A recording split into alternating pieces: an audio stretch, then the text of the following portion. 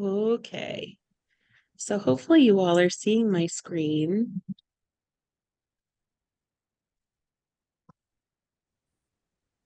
We can see it. Are you good to see, Stacy? Yep, we can see the screen. Awesome. Super. So my name's Amanda. I have the real privilege of working full-time for the Down Syndrome Association of Maryland. I've been a nurse for almost 20 years, and then I have a degree in nonprofit management. I do not have a loved one with Down syndrome, but I have made many, many friends in the last 4 years since I started working here. And my coworker, Brittany Preston, is part-time and here with us too, and she just waved. We also have a part-time brand new coworker who's on the Eastern Shore in Cambridge. So he is Devonte Perry, and you might be hearing from him in the future. You're welcome to reach out to any of us. My contact information will be in the chat and also throughout. So today we're just going to talk a little bit about Down syndrome and resources that are specific to Maryland, as well as what we do. We'll discuss, how it's diagnosed, what it looks like, although we might skim over that a little bit if some of you have personal experience. We might discuss what conditions occur alongside Down syndrome more, often than in the typical community, and then some resources. So I just like to start with a note about language. It's not for everybody, but a lot of folks in the Down syndrome community really advocate for person first language. A person with Down syndrome is a person first, not a Downs baby, for example. It's a person who happens to have Down syndrome. You also might hear about those with Down syndrome or other disabilities referred to as self-advocates. And usually we refer to folks without Down syndrome as typical or typically developing. So about 1 in 700 babies on average is born with Down syndrome. We estimate in Maryland alone, there are 7,500 people at any given time who happen to have Down syndrome. And now I would love to turn it over to Miriana just to tell us a little bit about her life. I'm going to stop sharing so you can make her big on the screen if you want. Miriana, can you tell us about you? Good afternoon, everyone. My name is Mariana Amy Pena Sanchez, and I live in Abingdon, Maryland. I was born in New York and went to a special needs school, kindergarten through second grade. I remembered my preschool program teacher and speech therapist, Ms. Hinkle and Ms. Ganga in New York. I moved here in 2004 and started third grade at Abingdon Elementary School. I went to Edgewood Middle and Edgewood High School. I was in the life skills program at both schools. My teachers were Ms. Pike and Ms. Jefferson. I am a very good reader, and my teachers would ask me to help some of my students with their reading. I learned about being independent and confident in my ability to do different volunteer work assignments. I volunteered in public library and in my high school libraries, school cafeteria, and clerical work in the main office of a high school. My favorite teacher in high school was Miss Quest. She was my dance teacher, and I learned how to choreograph my own dance routines. I performed in front of large audiences. I graduated high school in 2015 and entered a program called Link until 2018 when I turned 21 years old. I got a job in 2019 working for a local beauty salon while attending a day program with the ARC and later with Aspired Day Options. Last year, I began self-directed service with my parents. My favorite activities are spending time with my family, listening to music, and dancing, performing with a special needs dance company, word search, puzzles, swimming for a Special Olympics, cheerleading, bowling, boxing, for fitness, and volunteer as a service leader for my church. I also attend a special needs Bible study and social group. I hope that my life will help parents and teachers know that people with Down syndrome are like everyone else. We are capable of doing so much when we have the opportunities. We can work, some go to college or own successful businesses. We can vote. We can learn how to take care of ourselves. We can play sports and be happy when we are helping others. Thank you for allowing me to speak to you today. Thank you so much. I like puzzles too. You're not alone. And Mariana, how old are you? I didn't quite do the math. You were 21 in a certain year. Yes. 27 years old. The big 3 zeros coming up. Super exciting. Awesome. Does anybody have questions for Mariana? And if not, that's okay. You could also wait till the end. If you're available to hang out, that would be awesome.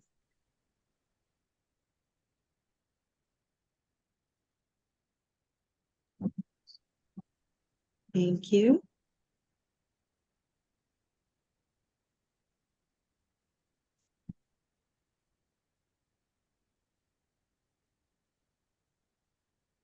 All right. Thanks, everybody. Thank you so much, Mariana and family.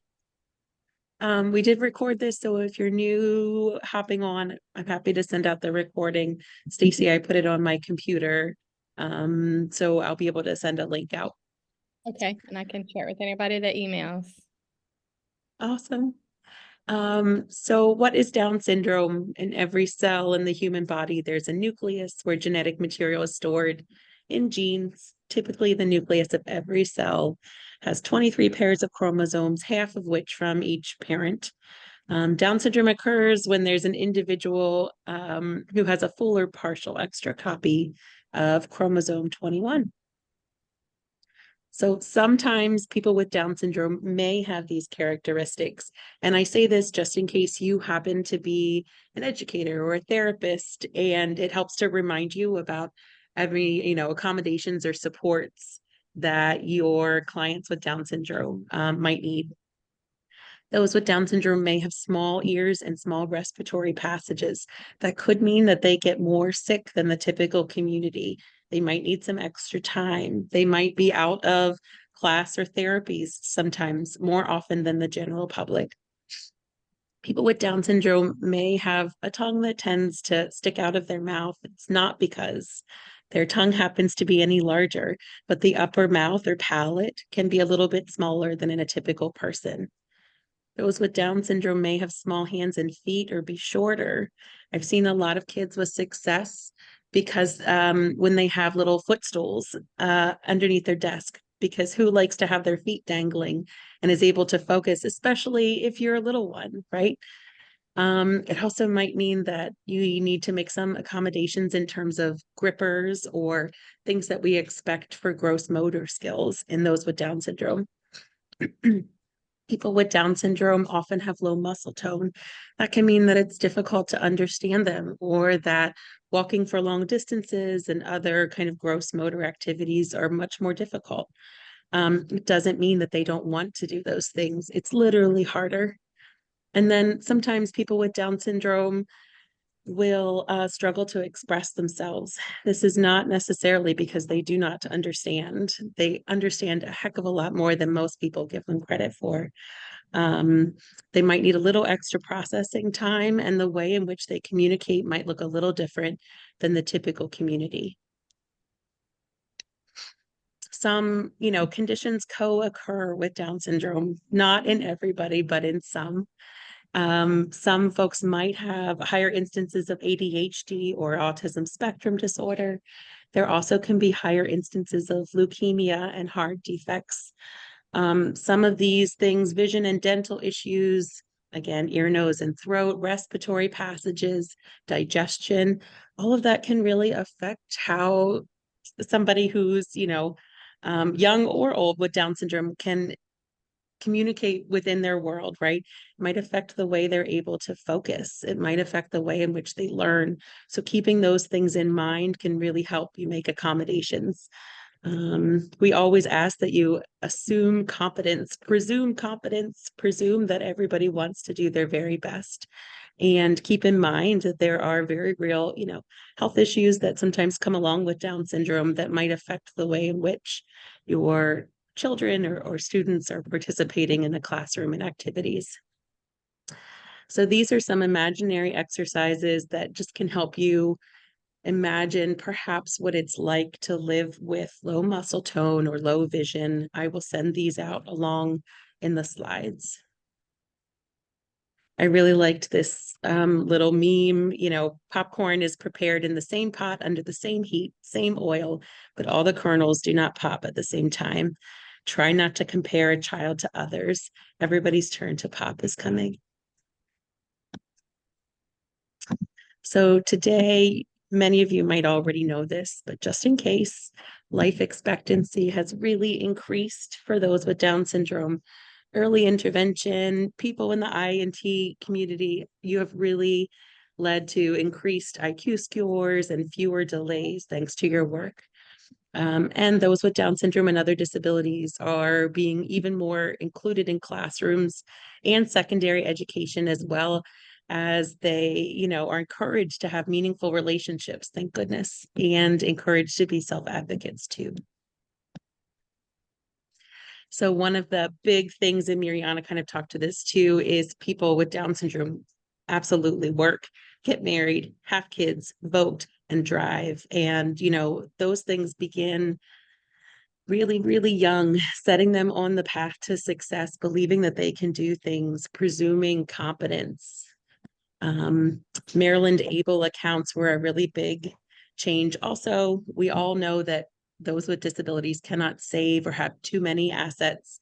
The number is still far too low. However, ABLE accounts allow people with disabilities to save money for the first time that won't affect their benefits or entitlements from the government. And so this is a really big thing that we try to encourage folks to sign up for if they're able, this ABLE bank account. In Maryland, we're so fortunate. I know life on the Eastern Shore is not always the closest to some of these Central Maryland resources, and I'm sorry for that. However, I'd love to talk more. But what we do have in Maryland is the Maryland Health Connection. We expanded, Medicaid back with Obamacare, Affordable Care Act. There are resources to connect to that can help you find benefits in the state. We also have 2 Down syndrome clinics, one at Kennedy Krieger Institute, which is where I am today, one in Washington, D.C., it's Children's National Hospital. And then there's a developmental pediatrician and a geneticist at the University of Maryland in downtown Baltimore as well. And all that information's on our website. If you need to talk about a Down syndrome clinic, if you want to know more, I'm always happy to answer. We also have speech therapy clinics again in Central Maryland. However, for the first time this year, we are hosting 2 graduate students who are studying to become speech language pathologists. And I would love to be able to find a supervising SLP on the Eastern Shore. If you're seeing a dearth of services in terms of speech and communication language over there, please let's get in touch and talk about what you envision. Maybe we can partner and find a way to bring more services in your county. And then, of course, we also have these proximity to large hospitals, although I know it's not always very close from different parts of Maryland. So we recently changed our name from Chesapeake Down Syndrome Parent Group. We've got an email membership. It's actually about 1,020 now. Our private Facebook group is really active. We do a ton of things. Most of our training opportunities are virtual, and we just hired a part-time staff person on the Eastern Shore too. We do offer a Techniques for Success annual conference that tends to be in Howard County. However, this year I'm really interested in seeing if we could bring it to educators, administrators, and therapists on the Eastern Shore, perhaps virtually. So please, if you can take anything away from today, be positive. Know that folks with Down syndrome, just as Mariana talked about, are more alike than different from the typical population. That local connections are really vital to supporting families. If you can refer folks to us, I'd be so grateful. I work, like I said, I'm the only full-time staff, but I am here full-time to help people and to listen and to figure out what the needs are. Every county is different. Down syndrome is the most common genetic condition. People with Down syndrome might need some time, but it's never that they don't understand. And I think that's my whole spiel. I'm going to turn off the recording now and just see if folks have questions.